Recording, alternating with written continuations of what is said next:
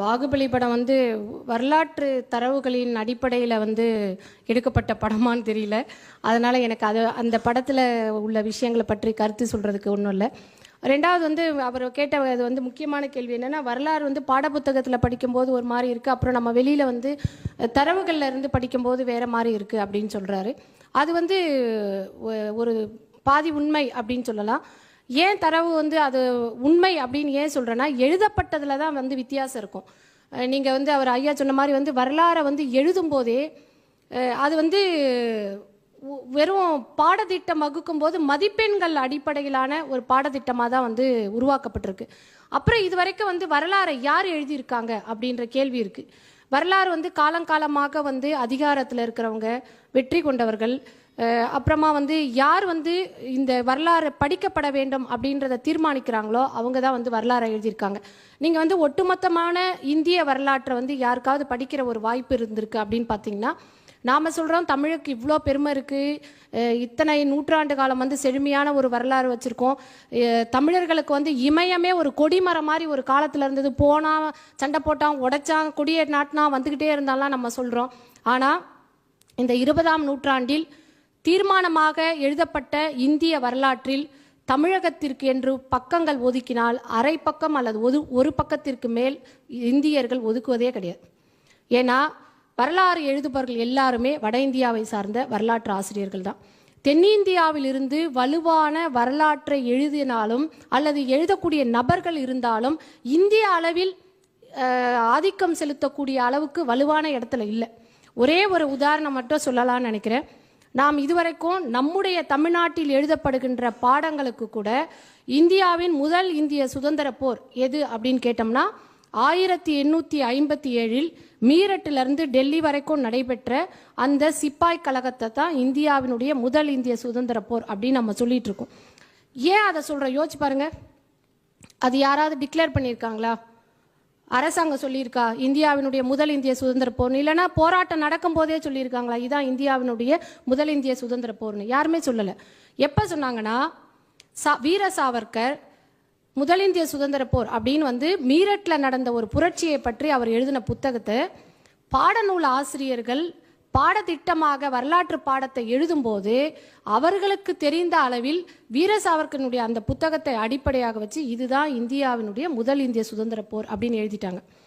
அது நடந்த ஆண்டு 1857. ஆனால் அதற்கு 56 ஆண்டுகளுக்கு முன்னால் 1801 மதுரை, சிவகங்கை, பூனேவிலிருந்து ஆரம்பித்து இந்த பக்கம் கோயம்புத்தூர் வரைக்கும் மிக நீண்ட நிலப்பரப்பில் மருது சகோதரர்கள் முன்னெடுத்த தமிழகத்தினுடைய தென்னாட்டு புரட்சி என்று சொல்லப்படுகின்ற போர் மிகப்பெரிய ஆங்கிலேயர்களுக்கு அச்சுறுத்தலாக இருந்த ஒரு மிகப்பெரிய போர் தான் இந்தியாவிலேயே ஜாதி, மதம், இனம், அரசர்கள், போராட்டக்காரர்கள், மக்கள் என்று எந்த வேறுபாடும் இல்லாமல் அனைவரையும் ஆங்கில அராஜகத்தை எதிர்க்க வேண்டும் என்று உணர்வூட்டிய ஒரு போர். ஆனால் அந்த போர் இன்றைக்கு வரைக்கும் வெறும் ஒரு தென்னாட்டு புரட்சியாக இருக்கிறது.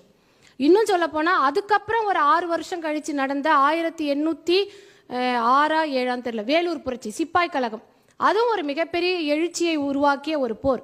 ஆனால் இந்த 2 போர்களை பற்றி வட இந்திய வரலாற்று ஆசிரியர்கள் கிட்ட சொன்னீங்கன்னா அவங்க அதெல்லாம் ஒரு சின்ன பகுதியில் நடந்த போர், அதற்கு எந்த முக்கியத்துவம் இல்லை என்று ஒதுக்கி விடுவார்கள்.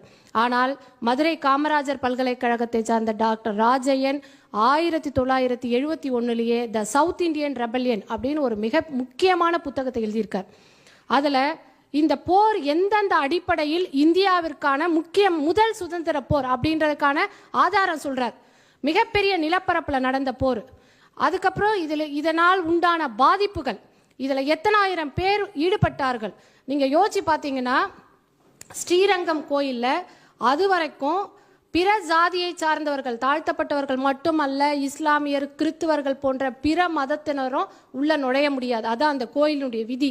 ஆனால் இந்த மருதுபாண்டியர்கள் முன்னெடுத்து சென்ற போராட்டத்தினுடைய அறிக்கை ப்ரக்ளமேஷனை எங்க ஒட்டுனாங்க அப்படின்னா ஸ்ரீரங்கம் கோயில் கோபுரத்தினுடைய வாசல்ல ஒட்டுனாங்க.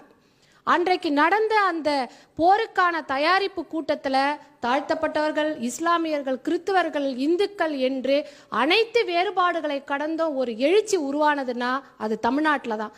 ஆனால் இதை நாம தான் சொல்லிட்டு இருக்கணும். இது நாம தான் ரத்தம் கொதிக்க கொதிக்க பேசிக்கிட்டே இருக்கணும். இதை தமிழ்நாட்டை தாண்டி போனீங்கன்னா இந்த வரலாற்றை ஏற்றுக்கொள்ள யாரும் இல்லை. இதை ஏற்றுக்கொள்ள வைக்கின்ற அதிகாரமும் நம்மகிட்ட இல்லை. இதை நாங்கள் டாக்டர் ராஜையன் இதுக்காக சென்னை உயர்நீதிமன்றத்தில் ஒரு வழக்கு தொடுத்திருக்கார்.